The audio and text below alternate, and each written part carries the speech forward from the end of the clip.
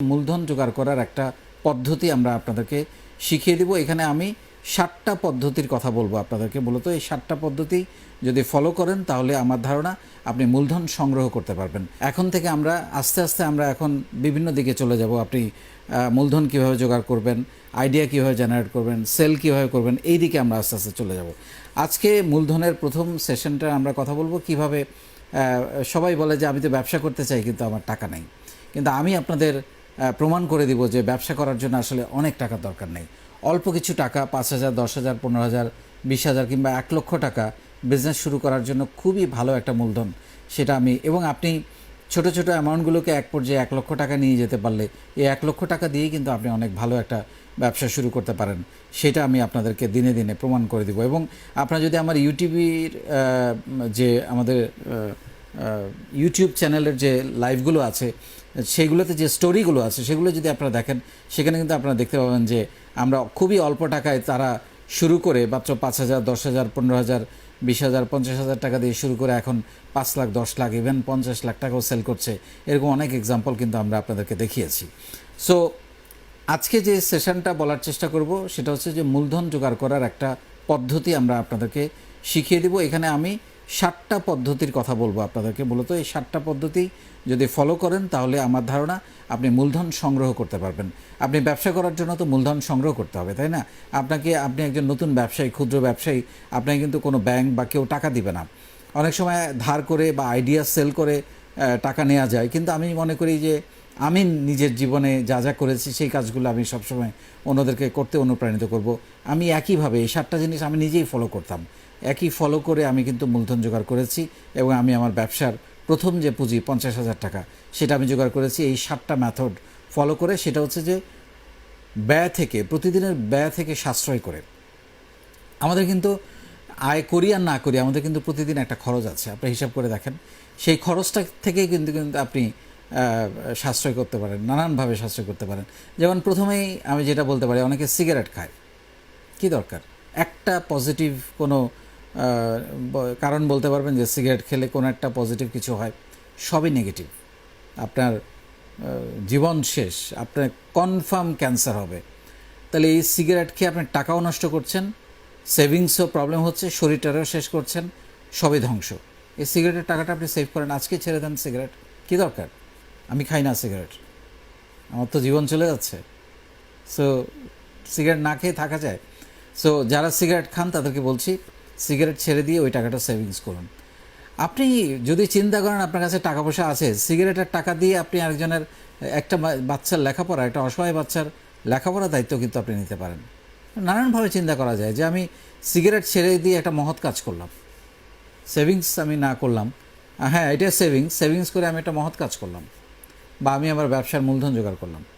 2 নম্বর যেটা বলার চেষ্টা করব সেটা হচ্ছে যে অনেকেই প্রেম করতে গিয়ে বা নানান কারণে আমি শুনেছি বা আমি দেখেছি যে প্রচুর গিফট দিলে নাকি না দিলে নাকি প্রেম টেকে না।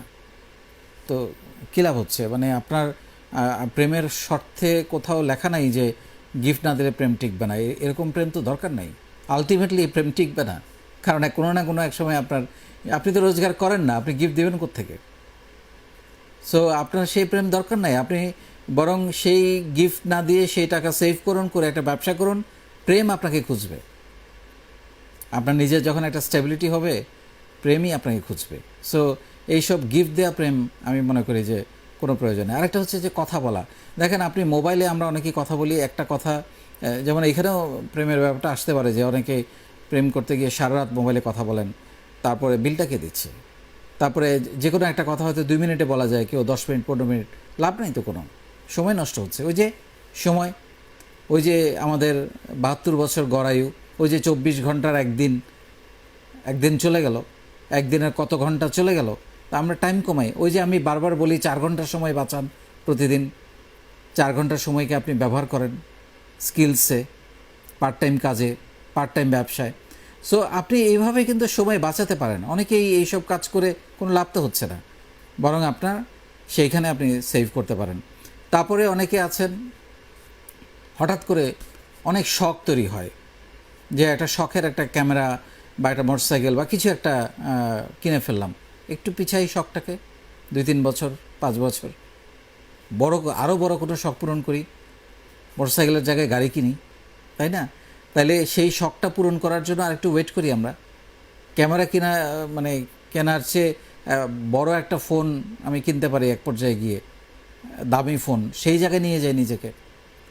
তাহলে ইমিডিয়েট শখ পূরণ এটাও কিন্তু আমাদের মনে হয় আমরা যখন নিজেকে তৈরি করব, উদ্যোক্তা হব বা নিজের ক্যারিয়ার তৈরি করব, সেই সময়টাতে এগুলোর থেকে কিছুটা বিরত থাকতে হবে। তারপরে অনেকে আপনি টিউশনি করেন, ডেফিনেটলি আমি নিজেও টিউশনির টাকা দিয়ে সেভ করেছি, পার্ট টাইম চাকরি করেছি। আপনি পার্ট টাইম চাকরি করতে পারেন, অনেকগুলো ওয়েতে পার্ট টাইম চাকরি আমরা আগেও আলাপ করেছি, সেই ভিডিওগুলো আপনারা দেখতে পারেন যে কী কী পার্ট টাইম চাকরি পাওয়া যায়। তারপর আপনি পার্ট টাইম ব্যবসা করতে পারেন, সেইটা দিয়ে আপনি সেভ করতে পারেন টাকা। হ্যাঁ, বাংলাদেশে অসংখ্য দিবস আপনি চাইলে কিন্তু 5,000 10,000 টাকা দিয়ে পার্ট টাইম ব্যবসা করতে পারেন। সেইখান থেকে আপনি 2-3 হাজার টাকা লাভ করে, 5,000 10,000 টাকা লাভ করে সেটাকে আপনি সেভ করে, এবং আপনি দেখবেন যে 1 বছরের মাথায় আপনার বা 2 বছরের মাথায় আপনার প্রায় 1 লক্ষ টাকা সেভিংস হয়ে গেছে।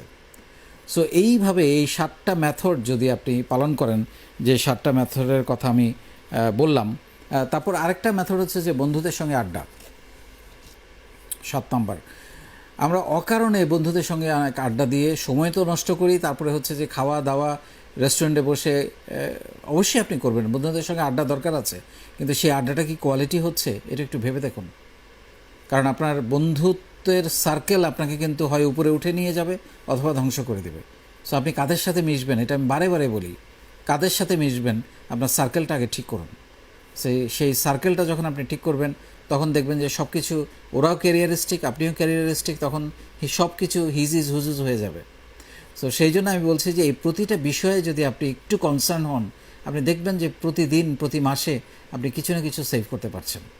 সেই সেভিংসের টাকাটা একদিন আপনার ব্যবসায়ের প্রথম মূলধন হতে পারে। আমার হয়েছে, আপনারও হবে। অনেক ভালো থাকবেন।